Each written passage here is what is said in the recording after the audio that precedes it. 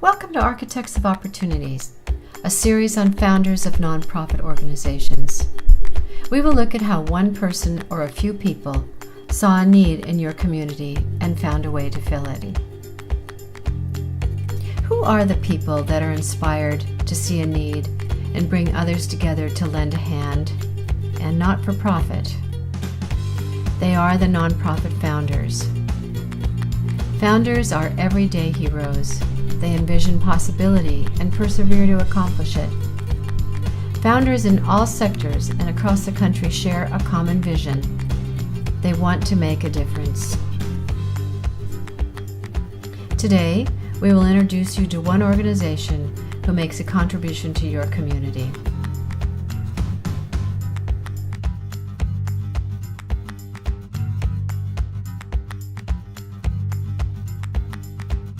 Thanks for joining us for Architects of Opportunity. Today we're here with Roberta Wain-Becker of the Golden Gate Opera. Roberta started this organization in 1996, and we're so happy to be here. And thank you so much, Roberta. So you're an opera singer. Yes. How did you get started in that? Well, my family's very musical. We used to sing quartets for the Temple talent show. I remember my mother taught us Sleep Kentucky Babe and Little David Play on Your Harp, and we sang in 4-part harmony, and I must have been 7 or something like that. And then I went on to learn the tonette in school, and then they said I could pick violin or whatever I wanted, and I played the violin. And after that, the summer had a drum corps, and I thought that would be really fun. I got to march in the parade, and I wanted to play trumpet in the summer school after 6th grade, but he said my lip makeup was too big, so I had to play trombone, and I really loved it. And my girlfriend said, yes, but if you play the trombone in high school, I will never speak to you again. A very sexist remark, but I enjoyed the trombone a lot. And so when I got into junior high, I got in the chorus. I mean, she was in junior high, I guess. So I had a big voice, a big bottom. The teacher always used to say, put Roberta on the second alto, she has a big bottom. So there was always a place for me, and I was in all the singing groups. I was really fortunate that there were 4 different choruses in school. The a cappella, the madrigal group, treble clef, which was for girls only, and swing choir, which was a lot of fun.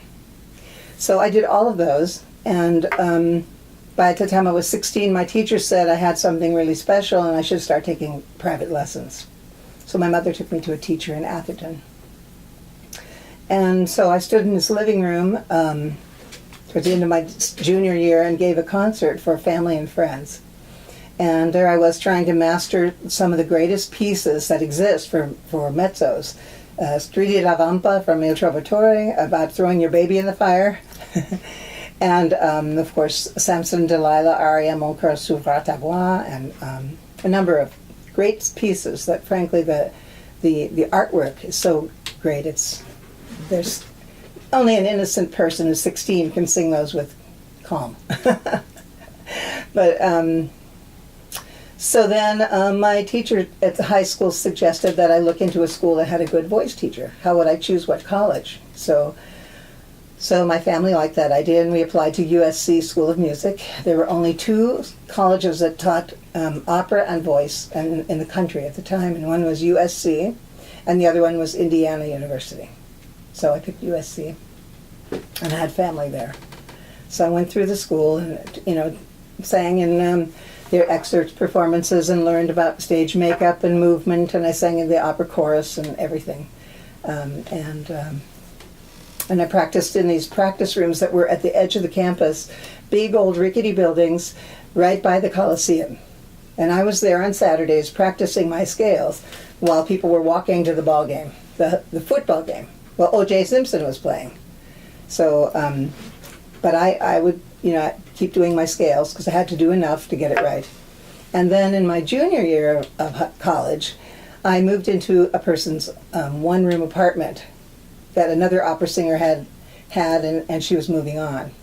And so that was really fun. It was in an old Victorian house, a big house in the beautiful foresty area right next to USC.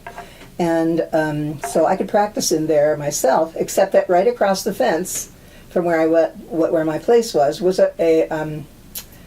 the boys a fraternity. And that fraternity house, turned out, had the rooms arranged around the edge inside, upstairs, like that. So the inside was empty. And that's where they put the tables for dinner and everything. So if they started hooting and making noise, it was quite audible. And so I would practice in my one-room studio apartment. There's no doubt they could hear it. And evidently then there soon would be hooting and whistling and woo-hoo, like that. So I had to keep going, though, because it was a compulsion with me to get it right. It was a challenge to master my voice. And because I have a lively personality, I'm not a quiet person. But I just really wanted to meet that challenge and get it right, because there were roles ahead of me they were going to do in the opera department that I wanted to be able to sing. And those roles had challenges for me, too. So I guess what I discovered is that when you have a big voice, you have to accept that your voice has to sound small to you. So you have to trust, because the teacher says that, and that big is small. And when it's small to you, then it's big going out. And if it's big to you, then it's small going out. So you kind of have to get it, and I can't hear it, so the teacher would say, that is singing so that it's going out of your body. It may sound small to you. So I just had to identify what that was and then repeat that. In fact, if you enjoy your voice too much, it's not going out at all. You can't enjoy it yourself. So it really starts with the word, with being able to use your diction to say the word and let the air in your body and everything make the balloon of space where the sound fills. So anyway, I had to learn all these concepts and trust and believe them. And but I think the most important thing was that I had a gift. I still have that gift to go under the veil, as they said in my which class was that? Aesthetics of the Arts or something like that. You don't want to lift the veil too much, because you may never come out. You can go insane if you lift that veil of pretend, immersing yourself in the art form too much, completely into it. And some great artists do that, like Callis. But I was always very good at that. And so I enjoyed that a lot. And, and then learning that, you can lift up that veil and go under it, but 80%, not all the way. Because part of you has to be logical about what's happening on the stage, what they told you, where the light is. You have to end up there on a certain note. So I didn't really know what opera was when I went to college. And I kept asking my teacher, is this opera? And the head of the opera department, is this what opera is, But it's a culmination of a lot of things to a singer. It's all of that experience, and then you know what it is. How to memorize a role, how to work with other people, how to use your clothing, how to put on makeup, how much time you need, how to not get sick. It's a whole lot of things.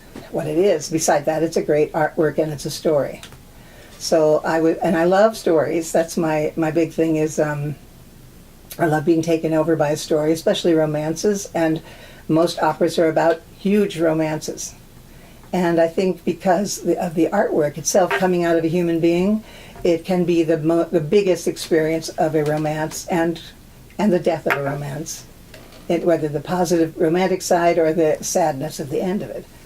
So that's kind of what intrigued me, was meeting that challenge to be able to sing those notes and turn them into meaning, get beyond myself. That's what it really was all the time it was meeting a challenge, fighting against myself to understand what it is that I'm not, that I had to sing small to sound big, and what acting is and working with your colleagues and all that stuff, combining it, and being a good sport. So I went outside on my lunch hour after that time. Across the street from where we were was an alley behind a movie theater. And it was a pretty deep alley, so I had to go outside with a coat on and a big scarf. I had a lot of shawls because my family gave me beautiful shawls. So I'd wear a shawl over my head and cover my mouth so I wouldn't inhale the fog. And I'd be standing in the alley singing these scales. And one time somebody came by and asked me if I was all right. Are you ill, or do you need help? But that's a challenge, how do you keep practicing? And I was proud that I kept going, because I wanted to. You don't want to not practice if you have a gift, a voice. So I met every every challenge to keep going. And so I really loved harmony and the whole thing, conducting, and how all the notes go together, and when you sing with a colleague, how the pitches go together. And I was fortunate to work with some very fine coaches. And then finally I got hired by the Jewish Community Center, because my grandmother said, when in trouble, don't forget about your people. So I called them up and I said, I'm a Jewish opera singer and I'm looking for a part-time job. And so the woman who ran the program department asked me to come and meet her. And so I became assistant program director there. And I worked part-time. I ran the concert series, the Alfred Fromm concert series. And it was perfect because I could use their piano upstairs on the lunch hour. Nobody bothered me. So I kept practicing. So I was there for about 4 years while I took lessons with Don Stenberg down in Burlingame. And when you are a singer, it's a compulsion, really, to keep it going. You know, if you stop singing, you might lose a little something, lose your place, as it were. And anyway, so then I got hired by the Israel National Opera. And that was the year I found out what opera was, because I was hired to perform in almost every production they put on, and I started out in Countess Maritza, Gräfin Maritza, which was in Hebrew, and I knew no Hebrew at all. So I learned that part, but gypsies I knew how to do, because I had done Carmen here many times before I left. When you came back and you were working for many opera companies, how did you end up in San Francisco? And then what was your impetus to think about starting your own organization? Well, my family is from here, and so I came back to this area and actually lived in Marin with my boyfriend. And so I was going out, and when you go to another opera company, you're gone for about 3 weeks. So I was doing that. And one time I was away, and somebody emailed me, we want to put on an opera. Do you want to help us do it? And so when I came back, I did. And I ended up doing the hard part. Recruiting an orchestra is very hard, because you have to go through maybe 200 players if you don't know who they are, and be sure that they're good players, and that their availability matches with the rehearsal schedule for our production. And then, figure out how much you're going to pay them and where the money's going to come from. So that was our very first thing, and we found a theater in McAteer High School in San Francisco, which had just renovated their theater. So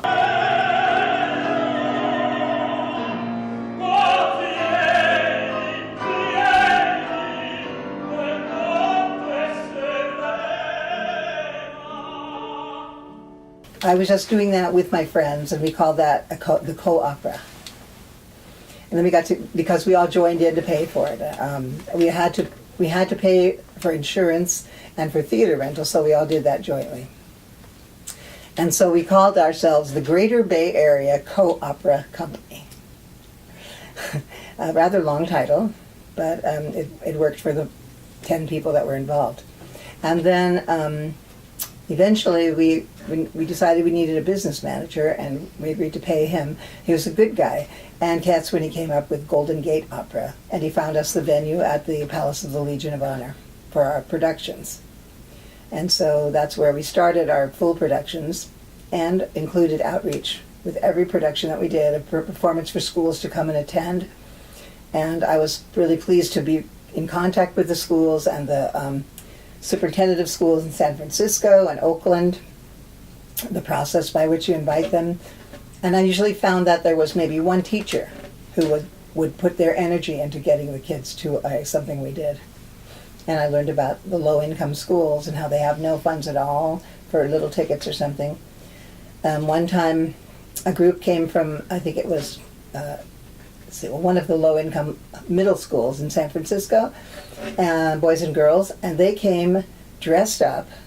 Each girl was carrying a red rose, wearing a dress, so the teachers made it really special, and they took public transportation from across the city to get there. And that was really neat.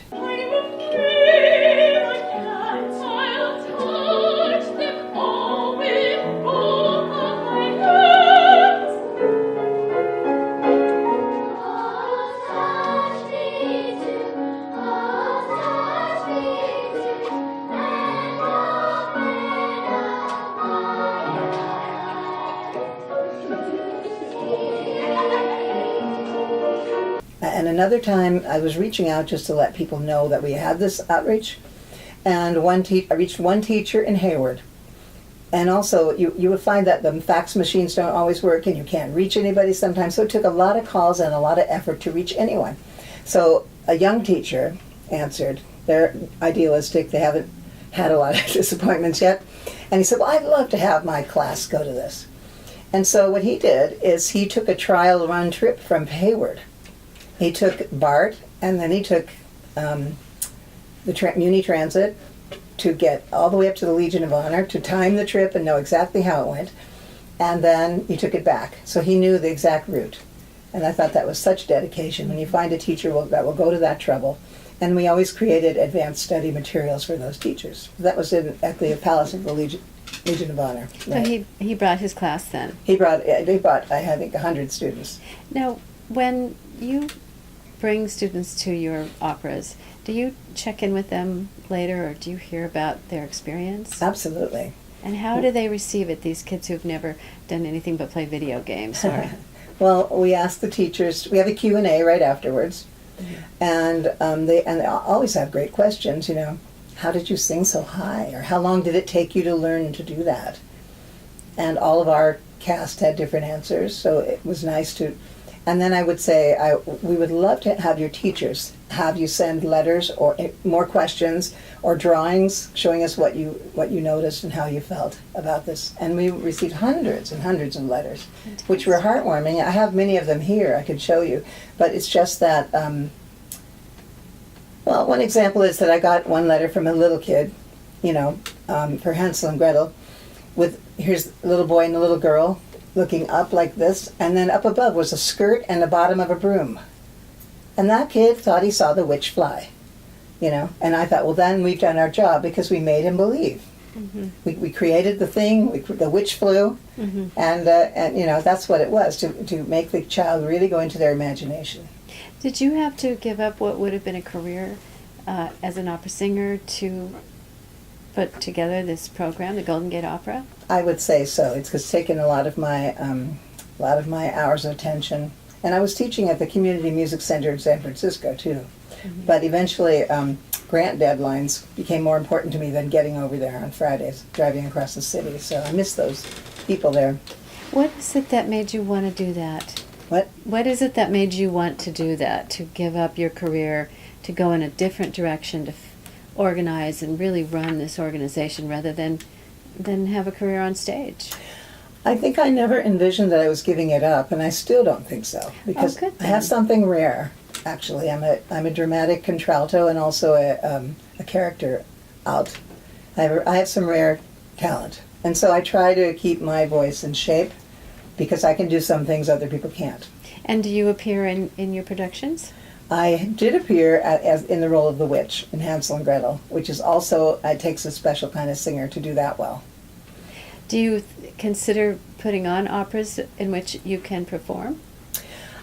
As a first step or first choice, I wouldn't do that because we're dependent on tax-deductible donations, and I wouldn't want anybody to think that I was raising money so that I could receive some kind of personal gratification. Though I know lots of general directors who do that. They sing in their own operas and think nothing of it. But I must create operas that are with the best possible cast and follow our mission, give opportunities to local singers, and share the joys of opera with as many people as we can. That is the mission, and my performing is not the mission.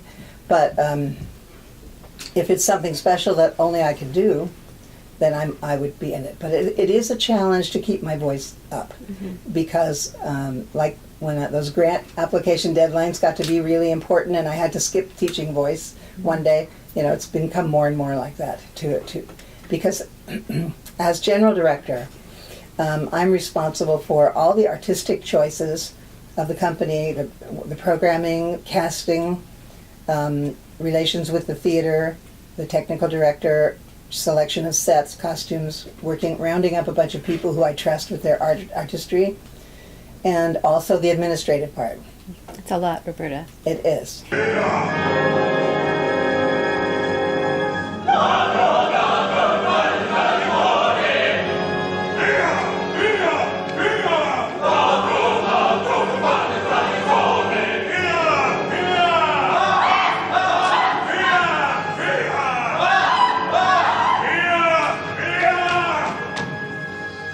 And when the first person came to you and said, what about we want to do an opera together, were those 10 people all opera singers, and Yeah. they all performed in it? They were. So that must have been a lot of fun. That was fun, except And- the orchestra wasn't good enough. Oh, and then from there, I believe you're saying that someone said, let's form a group, and it was Officially. at first in San Francisco. Right. And as you say, you founded it, and is that because you really were the one who stepped up and took it on and was responsible? Right. There are a lot of responsibilities to finish it, and maybe people did something, they were there, but I and 3 other people put the nonprofit status together and got our nonprofit status so that we could receive donations. And so who's going to take on that responsibility, especially if you're not being paid? It's a big job. And as one of my colleagues said, those of us who lead our companies, we are crazy. Who would do this? Well, you're dedicated and you want to give back. I think that's it. And how do you see that with opera? How do you think opera affects this young people, adults? Well, first, there's so much to say about that. First of all, it's important for the children to experience opera because opera contains all the arts at once. And that way they get music and movement and dance and rhythm, acting, drama, poetry. It's in English, so all the arts at once in the classroom, at the school, and in the theater even more with the special effects. So children get a whole arts experience that's different from any other, if you're just focusing on visual arts, or playing an instrument. It's a huge span of all the arts, and nobody can really know or put into words how much of an arts experience that is. And it helps them to get hired later on. That's one thing. Because nowadays they want children who can think out of the box. If you go to be hired somewhere and you can have ideas that are not just following the rule, following directions, that's the kind of person that people want to hire. So having those arts taking place when you're a child is really important to open up your thinking. Mm-hmm. That's one thing. And I also liked developing careers for other young singers and watching them go through, the various phases of where they are, giving them opportunities to hone their craft, and forming an emerging artist program. I see that you do have that on your website. Uh-huh. And how many people are in that program? Usually 4 to 6. Wonderful. And you are mentoring them. Yes, and they get to them. work with our staff, Mm-hmm. our professional staff, and they get roles in the operas. Mm-hmm. But we would like funding for a young artist program, Mm-hmm. because to be able to have 4 to 8 singers on salary Mm-hmm.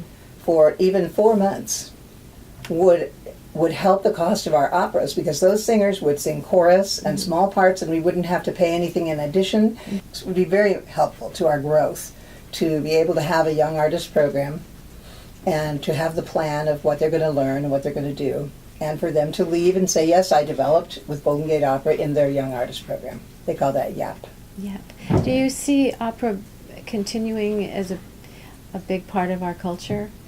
Oh, absolutely. Mm-hmm. First of all, the showing of opera in the movie theaters, so we can see backstage at the Met. All of us heads of opera companies were a little worried. We had questions: is this going to help, or is it going to? What can we do about it? Nothing. And that we were worried that people would go to that for $20 or something and not support their local opera companies. But we need to let the local people know how important it is to support and attend productions of the local companies, because that is where these young artists get their roles done, and that's who the people who end up in the Marilla program and then on to sing at the Met. Mm-hmm. And so the local companies are very important for that reason. Mm-hmm. And experiencing live performance is important. I would like to have an opera camp, and to do that I have to start planning it very early on, but that's a children's activity that would be a lot of fun. In your spare time. Yeah. So I just actually need more people. Mm-hmm. In the inner core for the moment, volunteering, to help put these things together. Sometimes you absolutely have to pay people. Now, Roberta, what is Marin like? in terms of supporting you? We have a population here of what, about 260,000. some thousand. Mhm. What would you say the percentage of people who attend your concerts, or how do they attend, and are they supportive? I think those that attend what we do are supportive of us. Yes. But like all the opera companies, we're trying to reach out to other parts of the community that have no idea what opera is. You know, I would like to see us partnering with libraries and museums and other organizations and baseball teams and things like that to have people come together who are interested in those things and then gain exposure to opera as well. And you go to the schools and you talk with the teachers, Mary Jane Burke maybe, and you have different ways that you interact with them. And that must help promote it. It does. For the upcoming project that we have, which is very unusual, we have an opera that's going to help children in school stop bullying each other. Say more about that.